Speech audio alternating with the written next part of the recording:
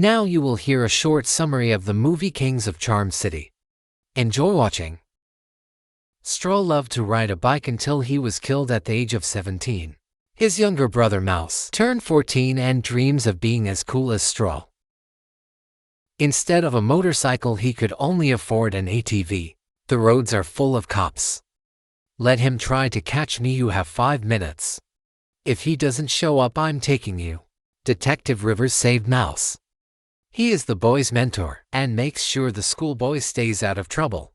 You know, you could have sat in the front. That's the snitchy's place. Rivers dropped the boy off in the neighborhood. His angry mother was waiting for him at home.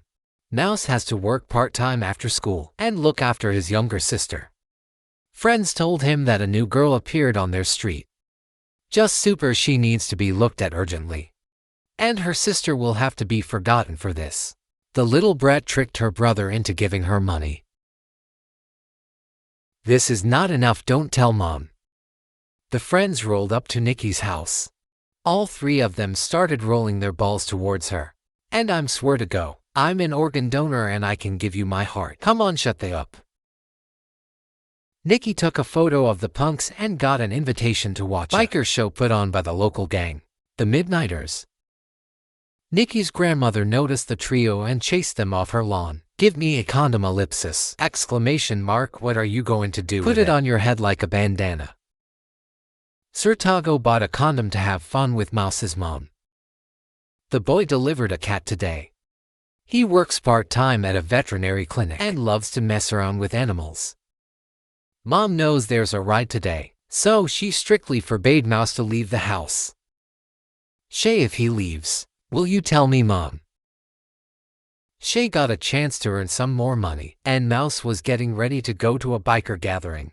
The boy hides an ATV from his mom in the backyard. Experienced bikers are racing along the roads on their rear wheels. Friends made fun of Mouse and his ATV. The boy decided to prove to them that he can do tricks too. Nothing good came of it, of course. Mouse almost immediately fell onto the asphalt, and then Nikki took a photo of his disgrace. But this didn't stop Mouse from flirting with the new girl. Then the night owl showed up, the main biker gang in town. Among them was Blocks, a legend of the ride who had recently been released from prison. The street party ended when the cops showed up. But not for the night owls. They put on balaclavas the most daring. Jamal smashed the police car window with a brick. The offenders were chased. The bikers cut through the yards and often changed direction. A little more and there would definitely be an accident. Alas, the cops had to give up trying to catch these several people. Mouse also dreams of joining the gang. You know very well that the gang of 7th graders does not accept 8th graders. Mouse persuaded his friends to show up at the night owls. Quinn laughed at the boys. They should first get normal bikes. Jamal was more accommodating and offered the boy to show what he was capable of. But Mouse could not even start his ATV. Everyone left, only Mouse remained with his wreck. Suddenly Blocks came out to him.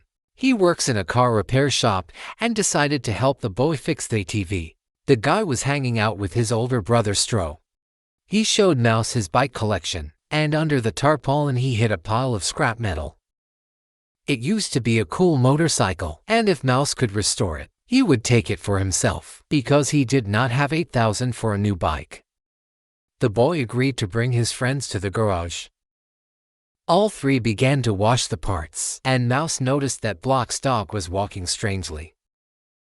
Soon the friends got bored with all this, and only Mouse was left to work in the garage. The guy does not forget about his new girlfriend. He gave Nico a kitten in exchange for a phone number, but it turned out that the strict grandmother took Nika's phone away from her. She drove her granddaughter back into the house. Saying goodbye, Nika pecked the boy on the cheek. Jamal is up to no good. He asked Blocks to go get a package, but the man is trying to live honestly, so he refused.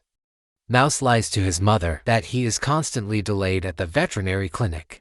From there, the boy brought Blocks some pills that would help cure his dog's legs. The man gave Mouse some advice on how to choose friends wisely. His dead brother was bad at it. What are you doing? I'm a samurai dude. You're crazy, shut up.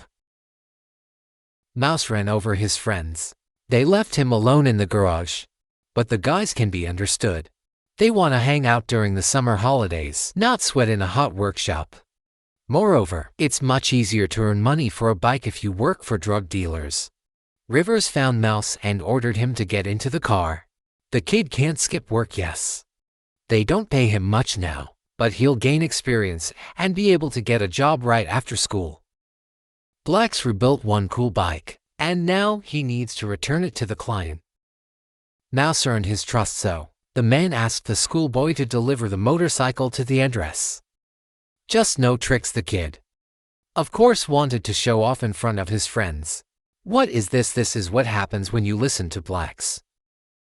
Mouse then pulled up to Nikki's house and offered to take her for a ride. The kid decided it was time to swap spit. Not now. Derek approached Mouse and asked him to ride his bike to the corner and back.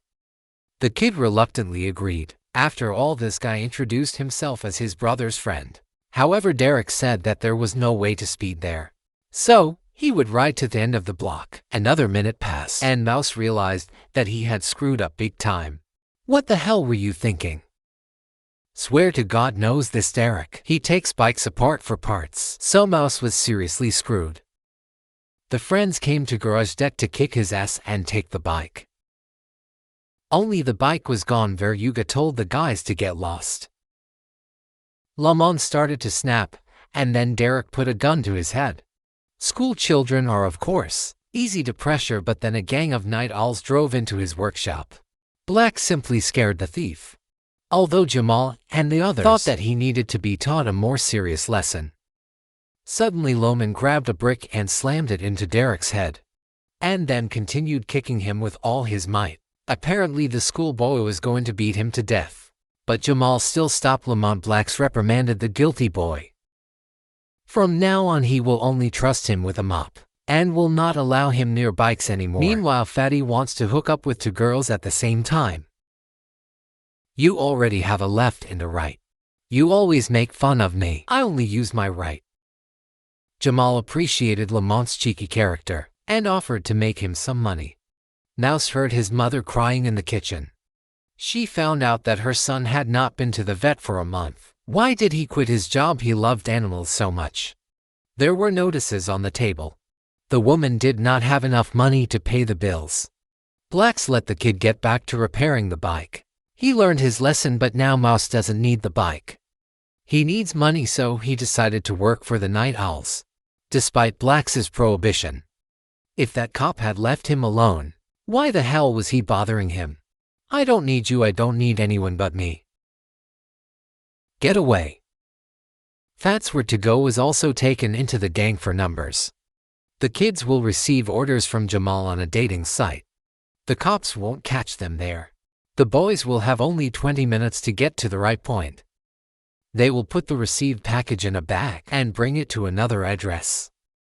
There they will be given another bag, which they will need to bring to Jamal. Then they will finally get paid for the work. In addition, each courier received a bike. So you could say the school children's dream came true. Mouse stopped answering Nikki's calls so as not to be distracted from the criminal trade. And he's hanging out with other girls now, so he doesn't need Nikki's company anymore. Look, I know it's tough, but if you want to go to a movie, let's go. Shut up.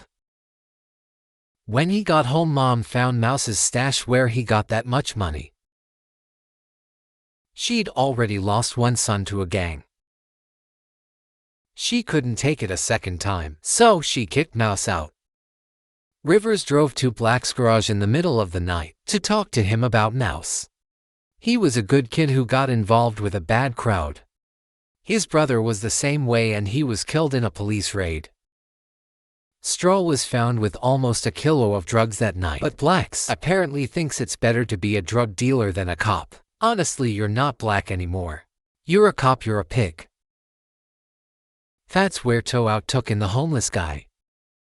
Mouse said he didn't want to ride other people's bikes.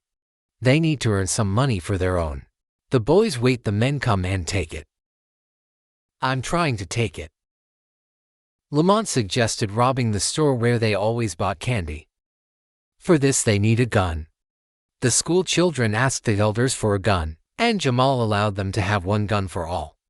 Blacks asked Jamal to leave Mouse alone, but authority is no decree for him, because he himself made a criminal out of Jamal. Blacks decided to personally set the kid's mind straight, but Mouse instead started talking about the dog. Something is wrong with it. The boy brought the animal to the veterinary clinic.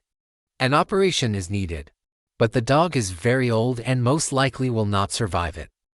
Humane treatment will simply euthanize the animal. And blacks wanted Mouse to do it. Afterwards, the authority admitted that it was he who sent Tron to do that job. It is he who was to blame for the death of Mouse's brother. That is why blacks decided to take the boy under his wing. Alas, this did not discourage the boy from crime. On the contrary, true. He hopes that he won't have to shoot during the robbery. Hearing this, the frostbitten Lamont took the gun from him. The boys put on balaclavas and rolled to the store. The owner, Mr. Kim, saw the robbers and immediately rushed to the phone. Swearidov and Mouse were about to run away, but Lamont fired into the ceiling, misses. Kim returned fire at them. That was the end of the joke. Swearidov lay in a pool of blood and did not move. The other two school children ran out of the store and split up to confuse the police. Mouse came to Blacks and told him that his fat friend had just been killed. Why the hell were you trying to rob their store? We had a plan. Blacks told the kid that people like them don't often get a second chance, so Mouse should promise to improve. The police arrived at the workshop. While Mouse was washing the blood off himself, Blocks raised his hands to surrender. The man claimed he had just robbed the store. Rever knew the truth, but he played along with the former gangster anyway. He handcuffed Blocks and sent him to jail. The cop took the boy home.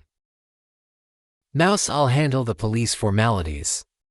Don't blow your chance. The news tells of a 13-year-old robber who was shot to death. Mouse's mother prayed to God that it wasn't her son. But Mouse walked into the house, hugged her and burst into tears. A year has passed since that day.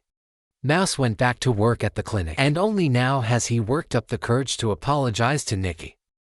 Now, he stays away from bad company, which can't be said about Omonte. The kid is mired in crime, but he's decked himself out in gold chains. Jamal sent him a message, time to fulfill another order. Well, Mouse hurried home, because his mother and sister were waiting for him there. Thanks for watching and don't forget to subscribe.